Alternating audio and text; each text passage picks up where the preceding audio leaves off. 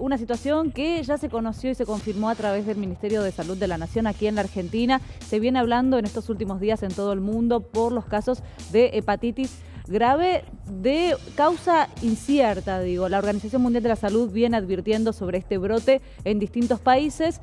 No saben exactamente qué es lo que lo provoca y ya el Ministerio de Salud de la Nación, te decía, confirmó el primer caso en el país. Es un paciente que tiene 8 años, de Santa Fe, está internado en el Hospital de Niños de la ciudad de Rosario. Para entender un poquito más acerca de qué es esta hepatitis, cuál podría llegar a ser su causa, cuáles son los síntomas, ya estamos en comunicación con el doctor Federico Villamil, que es hepatólogo, jefe de hepatología y trasplante hepático del Hospital El Cruce y también del Hospital Británico. ¿Qué tal, doctor? Muchísimas gracias por estar con nosotros esta mañana. Nacho Boano y Brenda Brecher aquí en el canal de la ciudad.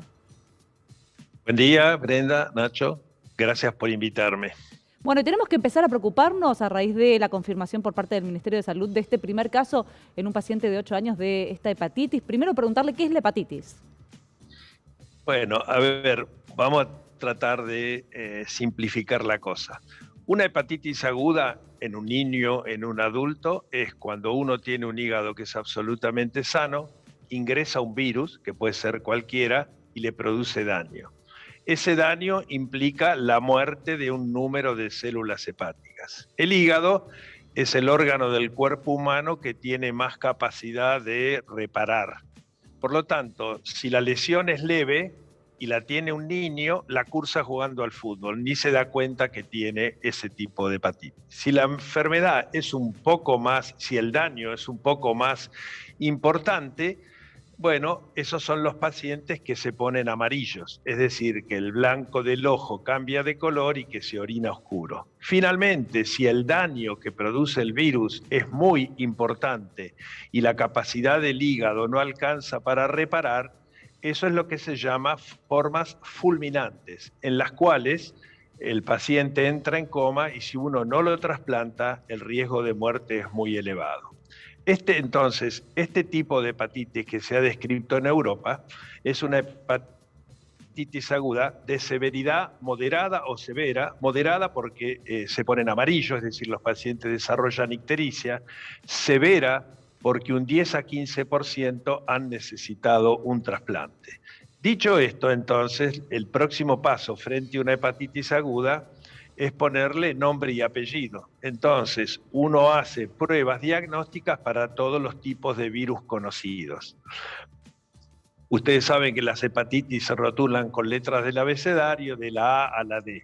Ahora, si todas las pruebas son negativas, entonces uno habla de una hepatitis de causa indeterminada. Y acá es donde debo decir que esto no es nuevo. Porque los pacientes que llegan al trasplante por una hepatitis aguda severa, que llamamos fulminante, un 10 a 15% en los niños y un 30% en los adultos tienen todo negativo y siempre las llamamos hepatitis fulminantes de causa indeterminada. Lo que ha pasado ahora, por motivos que no están claros, es que han aumentado el número de casos de niños en Europa con una hepatitis aguda de severidad moderada o severa y que uno los estudia y todo da negativo. Entonces, este nuevo tipo, si lo queremos llamar, está producida por un agente que no sabemos cuál es, se ha aislado de la sangre de estos niños un virus llamado adenovirus, pero muchos pensamos de que el adenovirus tiene que ser un visitante y no la causa, porque este adenovirus, incluso la cepa que se ha publicado, la cepa 41, es un virus que produce enfermedad leve, enfermedad respiratoria, algunos cuadros digestivos con diarrea leves y solo da hepatitis en los trasplantados o en los huéspedes que reciben inmunosupresión y tampoco suele ser fulminante. Entonces,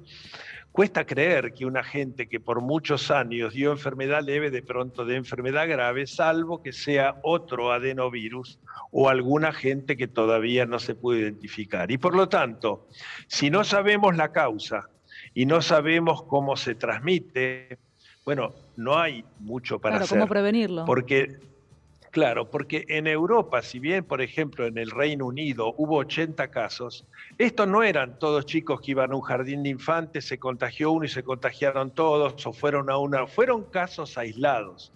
Por lo tanto, cuando hay epidemias por hepatitis A, como hubo en Argentina antes de incluir la vacuna para hepatitis A en el calendario, el virus de la hepatitis A se elimina por materia fecal. Cuando la materia fecal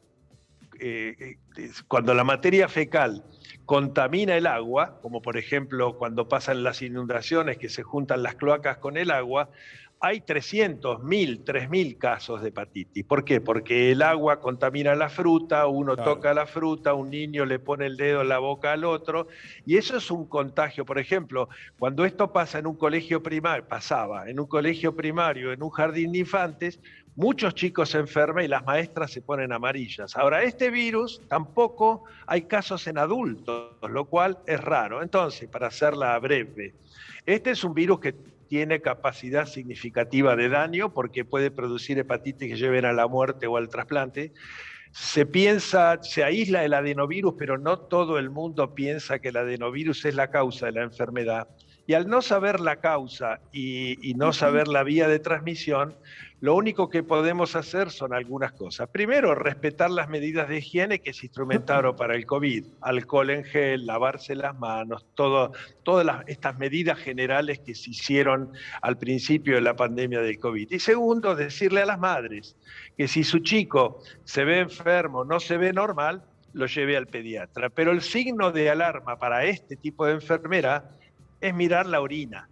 Si la orina es oscura, cuando un paciente se pone amarillo, cuando desarrolla ictericia, los productos biliares se eliminan por la orina y la orina tiene ese color oscuro, digamos, la metáfora es la orina color Coca-Cola. Si eso pasa, bueno, eso indica de que el niño tiene una hepatitis y hay que llevarlo entonces con urgencia al pediatra.